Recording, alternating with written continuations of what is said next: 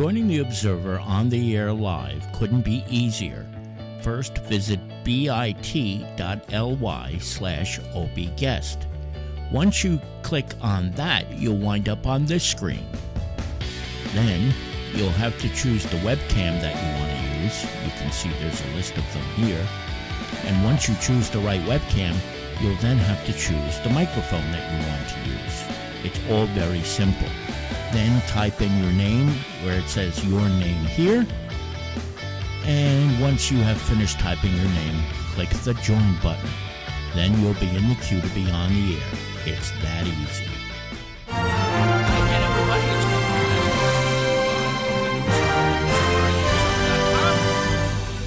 9th day of April in the year 2024. Sure hope you're enjoying your Tuesday, no matter where it is you are in the country, and you really should be if you're not, because it is an absolutely perfect spring-like day today. Let's see what the temperature is right now. 73 degrees in Kearney right now. Just a perfect early spring afternoon here, and we certainly hope everybody is enjoying the day, no matter where you would be. So please enjoy the day. Get outside if you get a chance at some point today.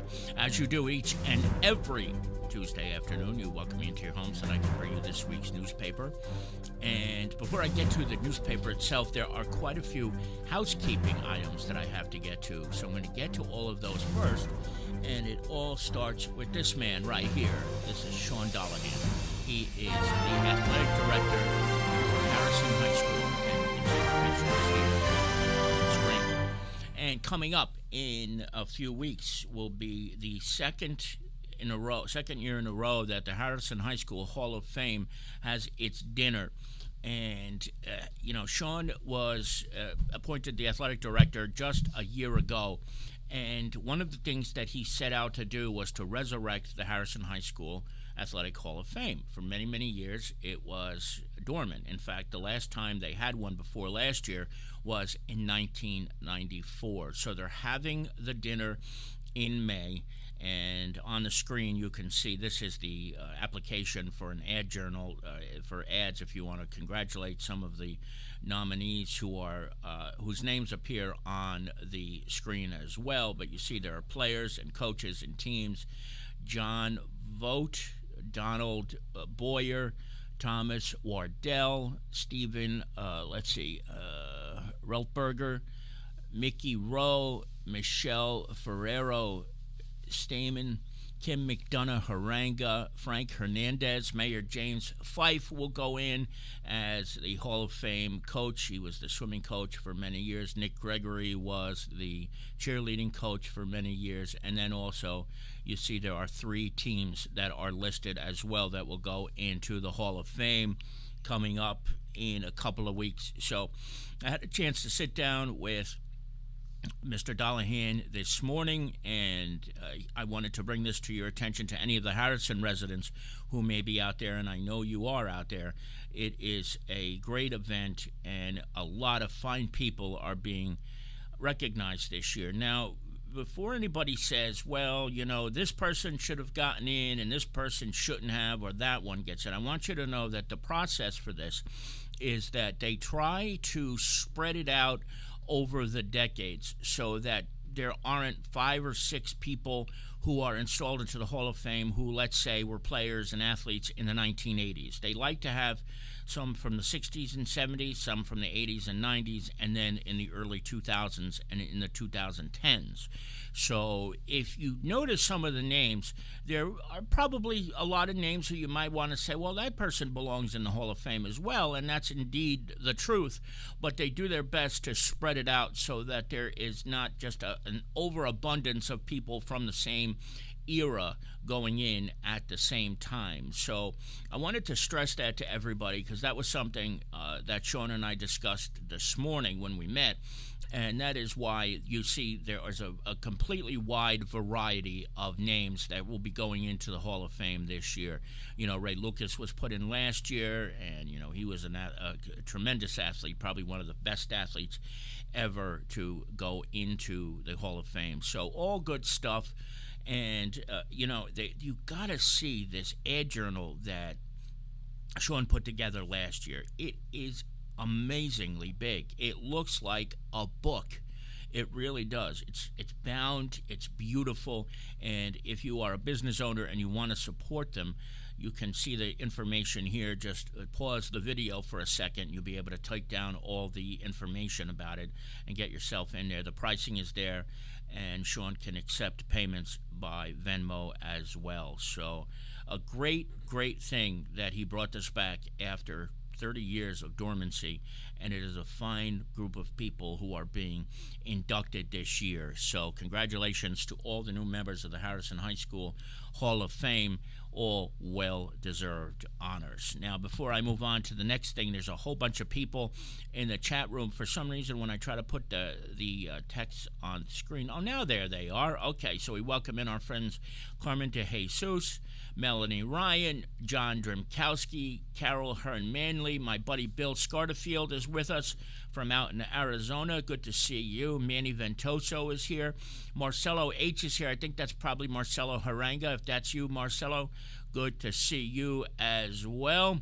And my cousin Mike is also here. Oh, or is that my Uncle Mike? I'm not sure which one it is, but 3 cheers for Jersey City's own Danny Hurley. Indeed, Danny Hurley and the Yukon Huskies won the NC2A championship last night, and it is really remarkable for any of us who grew up in Jersey City to see Danny Hurley from the St. Anthony High School class of 1991 winning his second consecutive championship. A great feat for Danny Hurley and the Yukon Huskies, the Yukon program. Of course, they're all talking now. John Calipari is leaving for Arkansas, and people want to know if maybe he would want to go out to Kentucky, and he kind of laughed out loud yesterday when one of the journalists suggested it, that he might want to go to Kentucky. I think he's more than content in Storrs, plus he's much closer to his mother and father, who live in Jersey City still. So I don't think we're going to see Danny Hurley bolting any time for that. So we will see what happens there. And now we welcome in our buddy Tim Wagner. Captain Tim Wagner of the Kearney Police Department is here, as well as June Hearn. Timmy knows that we got to go to a Mets-O's game, and that's got to be this year because the Mets are coming to Citi Field this year, Timmy, so that should be a lot of fun. Bill Scarterfield says, same way down in Cherry Hill. Bill Scarterfield is a member of the Hall of Fame of Cherry Hill High School. I forget which one it was, but I think it was East. But regardless of what it was, Bill Scarterfield was a great baseball player in the late 1960s, class of 68 or 69. Bill, you can correct me if I'm wrong. But Bill, a great baseball player in his own right all those years ago at Cherry Hill High School. Now, a few other things I need to get to. Watco Theater is hosting a one-act play festival, and that is coming up on May 17th and May 18th. However, auditions are upcoming April 14th from 2 to 5 p.m. at the theater at Watco, and that is 15 Frankie Rogers Boulevard South, the old Holy Cross School. So if you're interested in trying out for that, that's the day of the auditions for the one-act play. The theater will be putting on these one-act plays May 17th and 18th at the theater at Watco, so check that out. Now, she's probably not going to be happy with me, but I've been putting this off, and I don't know why, but I kept forgetting over the last couple of weeks. Kearney's Woman of the Year is Carol Manley, my dear friend, who happens to be watching right now with her mother, June. And Carol was named Kearney's Woman of the Year, and I truly can't think of anybody who may be more deserving of such an honor than Carol Manley, because for so many years she has done so many incredible things for the town of Kearney, starting with her work as a crossing guard, which then morphed into her being a parking violations officer. Imagine having that job. That is not an easy job to have, and she did it, and she did it with ease, and she did it well, even when people were screaming at her for giving them a ticket, even though they deserved to get a ticket, because she wouldn't just give out tickets to people who were non-deserving of it. In the early 2000s, she was part of a team of volunteers who worked with people who were victims of domestic violence through the Kearney Police Department. And no matter what she did, and no matter what she continues to do, whether it's with the United Irish, she was a deputy grand marshal of the parade about 10 years ago. She always does it with class. She always does it with grace. And when Carol Jean Doyle, the mayor of Kearney, had an opportunity to nominate somebody for the Kearney Woman of the Year in Hudson County, he did a phenomenal job in picking Carol Manley. There are certainly others who are worthy of it, but I'll tell you what, on a personal note, I got to say it myself, I couldn't think of anybody who is more deserving of this award than Carol Manley. Congratulations to you so much on being named Kearney's Woman of the Year. In the photo with her, from the left, is A.J. Ford, her grandson. Mama June is right there next to A.J. and Mayor Carol Jean Doyle. And then that's Carol dead center. Daughter Donna Ford is right there next to Carol.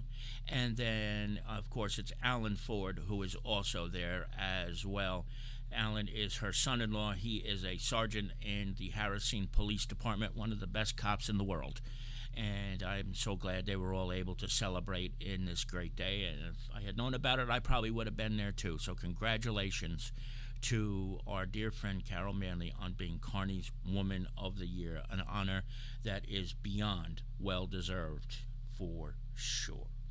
Now, I have to clear the screen, and this happened a couple of weeks ago as well, and I forgot to bring attention to it. There was a remembrance service for National Vietnam Veterans Day, and the American Legion put on a phenomenal program, and it was very, very solemn occasion, and there were a lot of people who were there, and I wanted to give certainly a notice to all of the people who were there. The people you see in this picture here that was sent to me are Keith McMillan, Lenny Twist, both of the Legion, and that 16-year-old Dylan Sullivan, a junior at St. Peter's Prep, who was there as well on Holy Thursday, on his day off. This is a kid who is getting involved in civics at a very, very young age, and he's doing the right thing all the time. So I wanted to show you this photograph.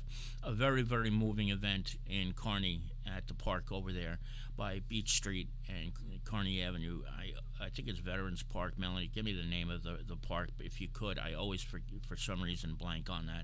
But a tremendous job by the town putting this together and remembering all the people who were indeed involved in the Vietnam War and remembering the sacrifices that so many of them made over the years. And so that's that. Now we're going to get to this week's edition of The Observer. On page number 1, the state released report cards for schools in the area, and the reports are not so good for the local area. We have a recap of Kearney and Harrison High School this week. It would be almost impossible to get to all of the grammar schools.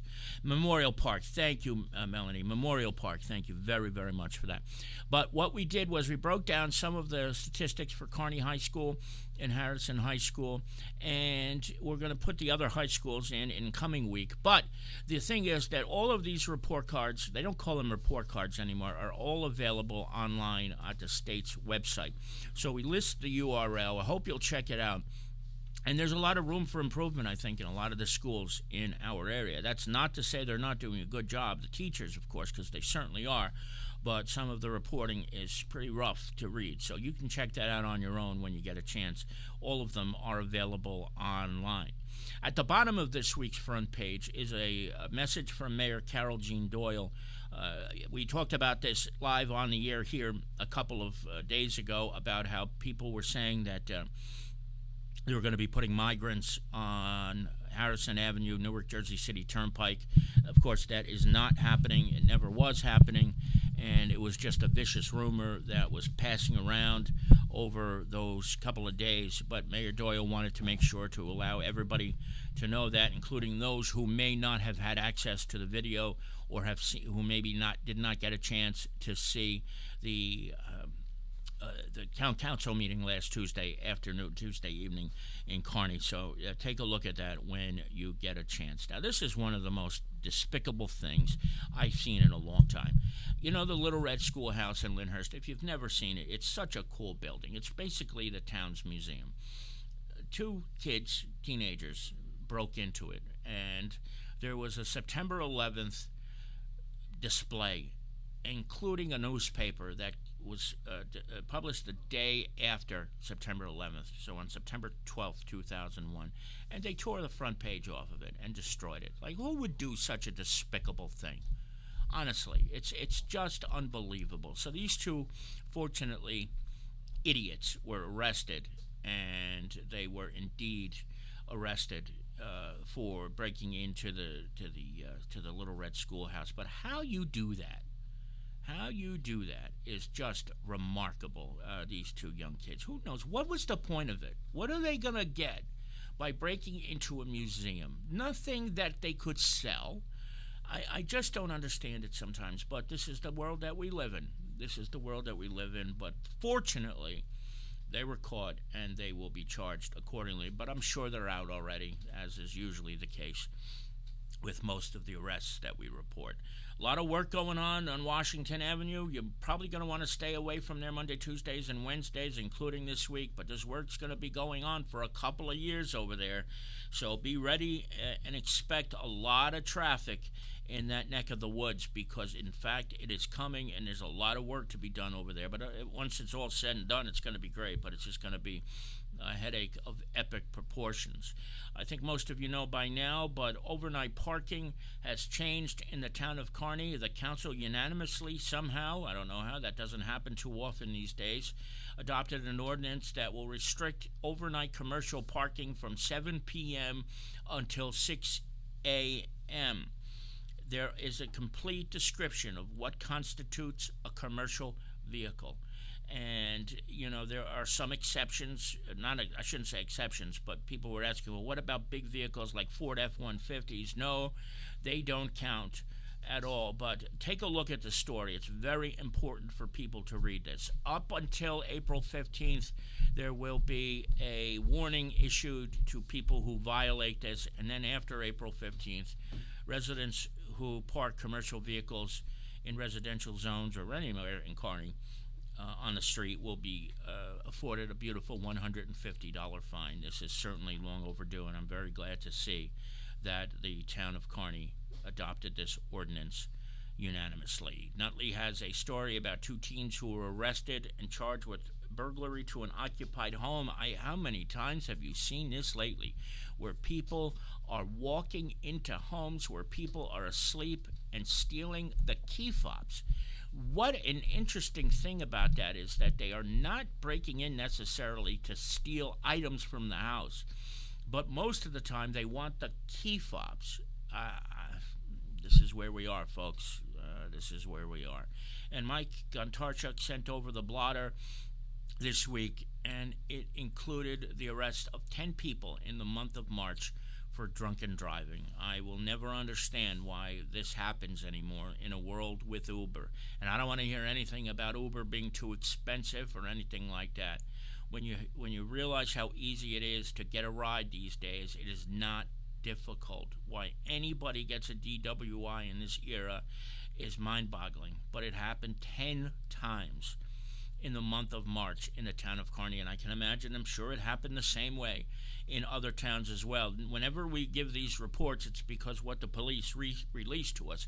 It is not to say that this isn't happening in other towns. It sure is, but when you have so many opportunities in so many other ways to get around these days, DWIs are mind-boggling.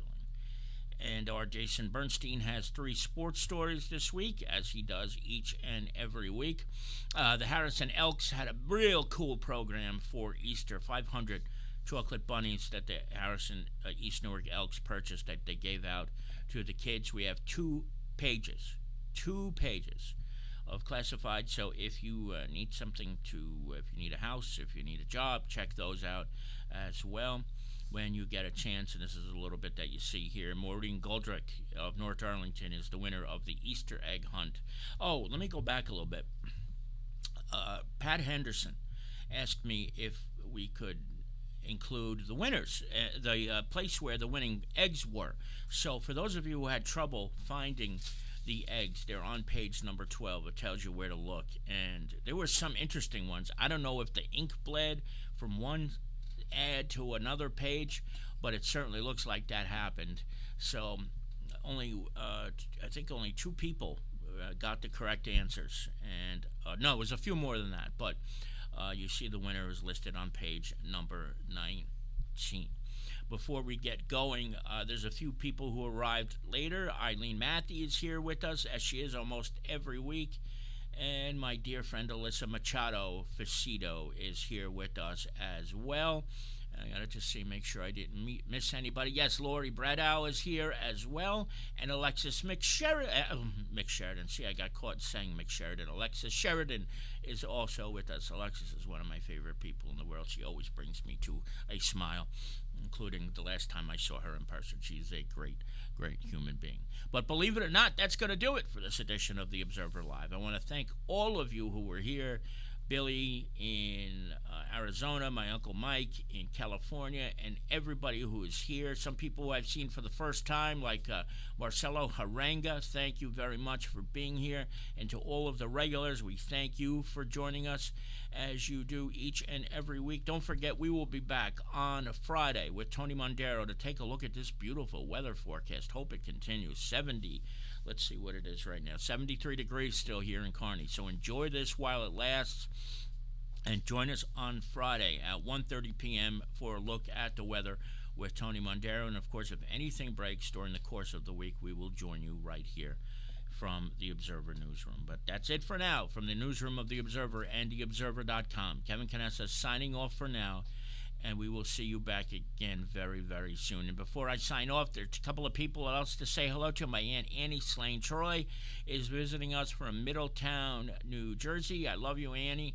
And Larry Hanlon is here as well. And Eileen, yes, it's good to see that, these DWIs have been but this is the first time we saw them en masse, so I'm glad that we were able to report those to you. June, thank you very much, Mama June. Love you very much. We will see you here on Friday, or if any news breaks before then. Take care, everybody. Enjoy the rest of this gorgeous day.